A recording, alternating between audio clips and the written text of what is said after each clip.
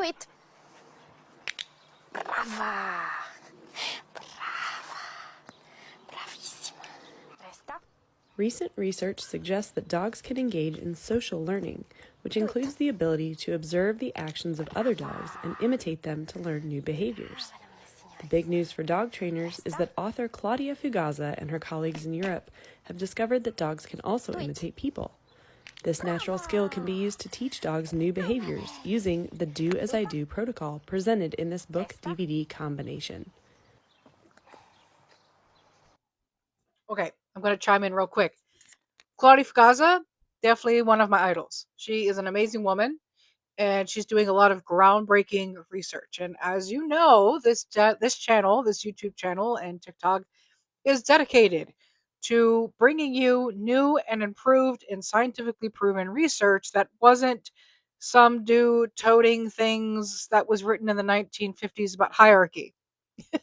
So, that being said, Claudia Fugazza is the leader in the imitation training movement, the Do As I Do movement.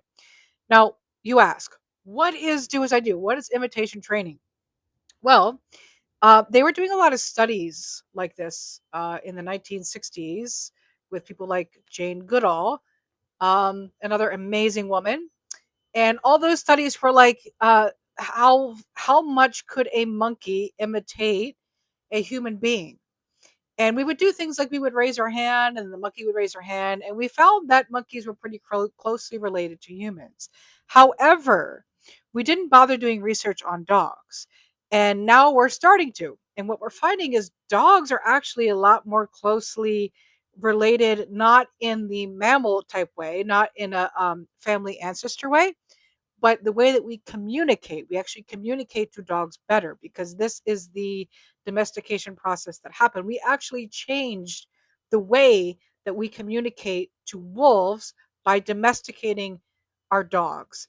It's really incredible. So, just to give you some insight into what that looks like, when I was working as a service dog trainer, and I was studying a lot and doing a lot of watching a lot of documentaries and working with the volunteers, one thing that I was told that I didn't know before was that if you take a puppy that is potentially becoming a service dog, so let's say we're at like Guide Dogs of the Blind, right? And they have the whole facility there, and we take out one puppy, and we want to know if this dog is a good candidate to become a service dog later in life. Because obviously, puppies aren't going to be service dogs yet. We have to train them, right? So, what is the first test that we do? What we do is we take the puppy into a room. Maybe we put down 3 objects and we point to one of the objects. We don't say anything. We say nothing. We just point to one of the objects.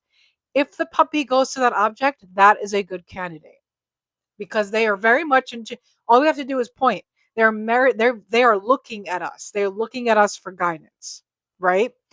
Not all the puppies do that, but monkeys definitely don't do that. Monkeys don't do that at all. They're just distracted and go around the room and make loud monkey noises or do whatever monkeys do.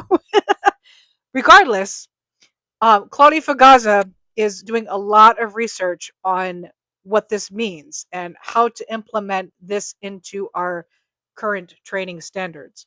Now, I've taken up a little bit of this practice. I have not taken her course yet, mostly because I don't have a dog of my own to do it with. When I kind of came to this sort of training, my dog was already very old. She was about 12. And you could probably still train her, yeah, but I kind of was just preparing her for the end of her days. That being said, I have experimented with other people's dogs. And so I have noticed some really, really cool stuff when it comes to this Do As I Do training, otherwise known as imitation training. And what I really want the key takeaway to be from this video is dogs are social creatures and they learn socially. They learn from us, they learn from your sibling dogs, and they're watching you. They know they want guidance from you.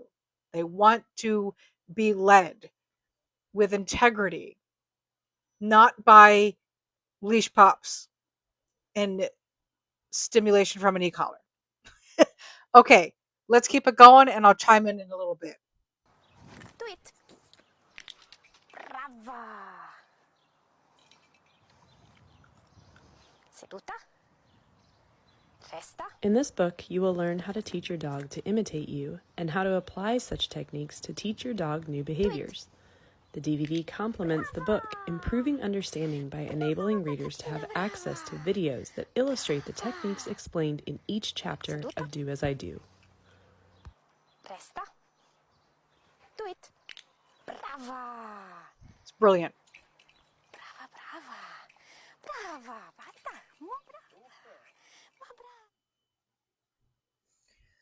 Okay, so this is the book that you could get, that you could order, that teaches you step-by-step process on how to do As I Do training. And if you want to contact her and take her class, she offers it online, and I recommend that you do that. If you have a dog of your own and you're watching this, maybe you're not just nerding out like a lot of people do, but yeah, if you have a dog of your own, you want to try this, I definitely recommend it. Now, just to give you some insight into what was happening in that video, she was using a clicker to mark the desired behavior.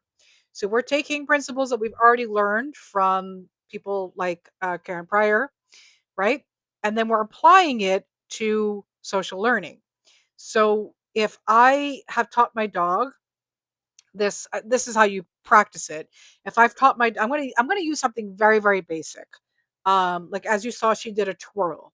Okay, maybe you've taught your dog to already do a twirl.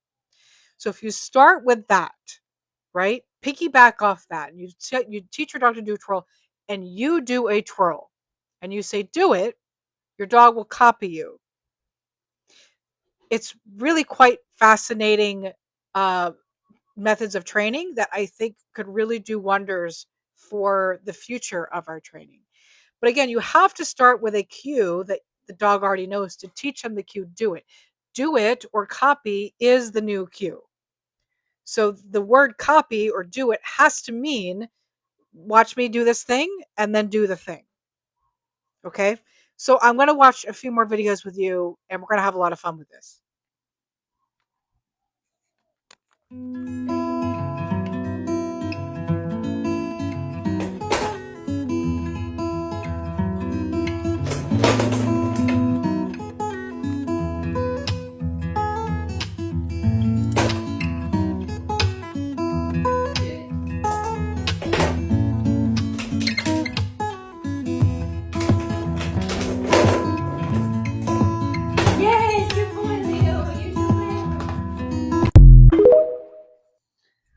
Okay, so there's no clicker involved in that, right? That is literally just the dog already kind of knows it by now, and she's just showing the dog to, I want you to do this thing, watch me do this thing, do the thing, and now I'm going to watch you do the thing, right?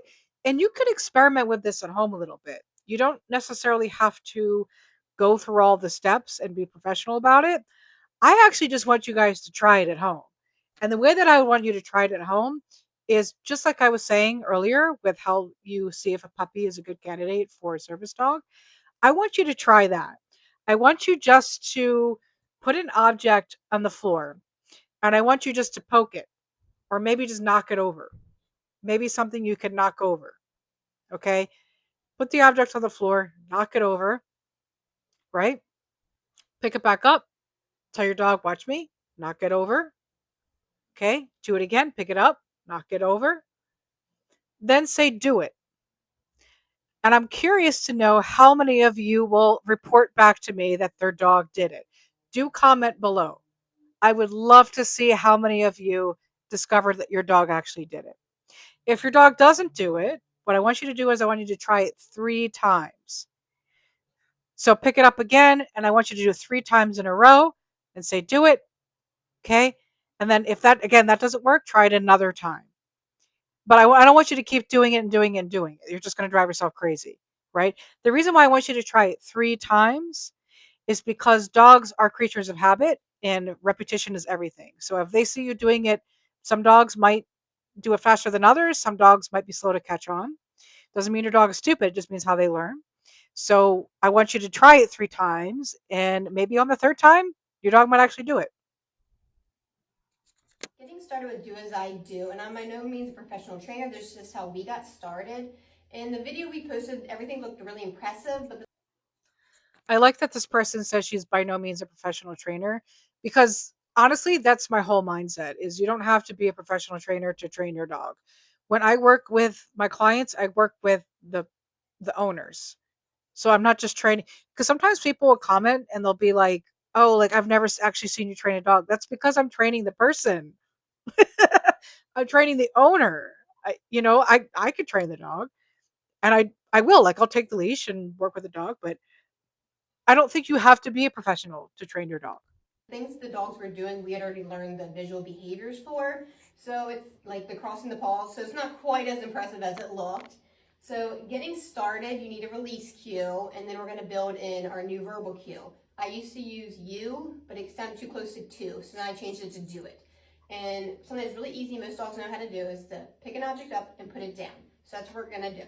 We're going to pick it up, put it down, and then reward yourself for the behavior you just did. So now I'll do it without talking. Break. Yes, good. Good job. And then add in your new cue. So you do your new cue followed by break. So this goes back to what I was saying earlier when she says new cue. So what I meant and what she means is exactly like I was saying earlier, which is the do it cue or copy cue. That's your new cue. Do it. Break. Yes, good job. So she used do it. And then you can drop your release cue to just your new cue. Do it. Yes, good job. Good job. Good.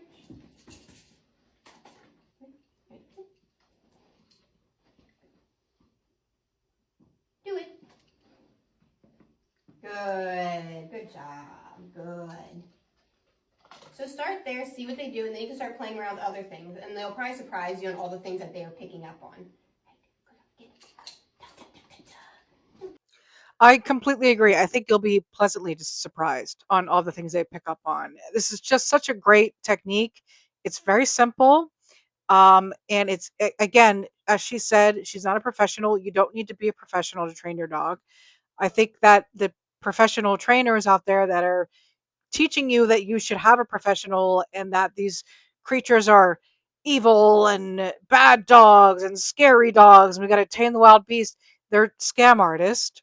And I'm here to combat this idea and give you some other methods. And I think that this is a great method. I hope that you guys think it's great too.